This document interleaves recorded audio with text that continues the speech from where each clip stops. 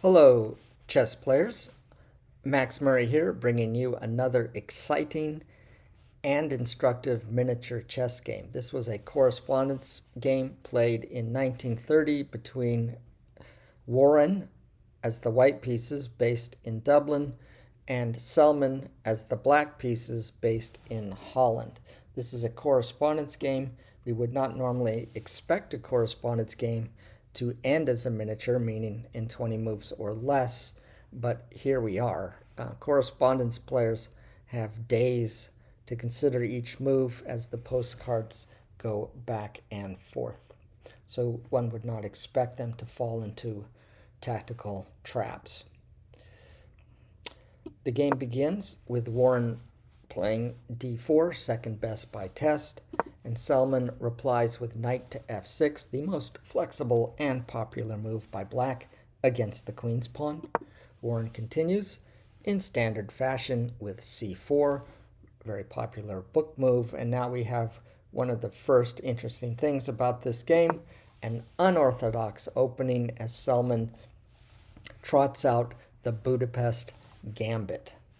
The adage says if you want to beat a gambit, then you should accept the pawn. So, boom, pawn takes pawn by Warren, threatening the knight and establishing a material superiority. The knight must relocate, and Selman places it on the front row seat of the e4 square, where it avoids capture, but more to the point, the knight is attacking the soft spot in white's position, the f2 square. Warren is playing a3. The purpose of this move was black had a threat, quote unquote, of bishop to b4 check, which would have required white to interpose some pieces on that e1 to a5 diagonal. Then there would have been perhaps some piece exchanges that white would consider unfavorable. Thus, we had this a3 move to take control of the b4 square. Black makes a good move in this position. He plays d6. The idea behind this move is to get rid of the advanced white pawn on e5, and although it does not restore material equality for black, it does create open lines for the bishops in particular, which would be some compensation for the pawn. And Warren takes the pawn on d6. Stockfish doesn't like the move and assigns it a blaring orange question mark, calling it a mistake. Stockfish wanted the move queen to c2, where the queen is attacking the knight in its front row seat and trying to shoo it away. Bishop takes pawn is the best move in the position. And now we're seeing the open lines and piece activity that is black's compensation in this particular variation. Selman makes the losing move. He plays g3, and it's not at all obvious in the first glance at this chessboard that this move is losing.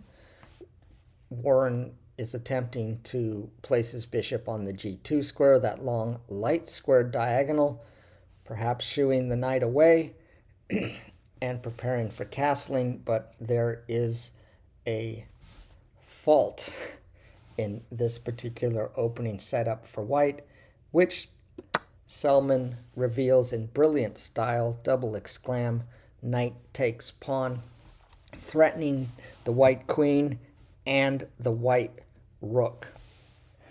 Now, Warren here has to take the knight, otherwise he's simply down the exchange. I suppose the queen could run away, but Warren wants to keep his winning chances alive, so he plays king takes knight. It's the best move in the position, but it's far too little, far too late, due to the next zinger, and I will pause just for a moment to have you find a great move next.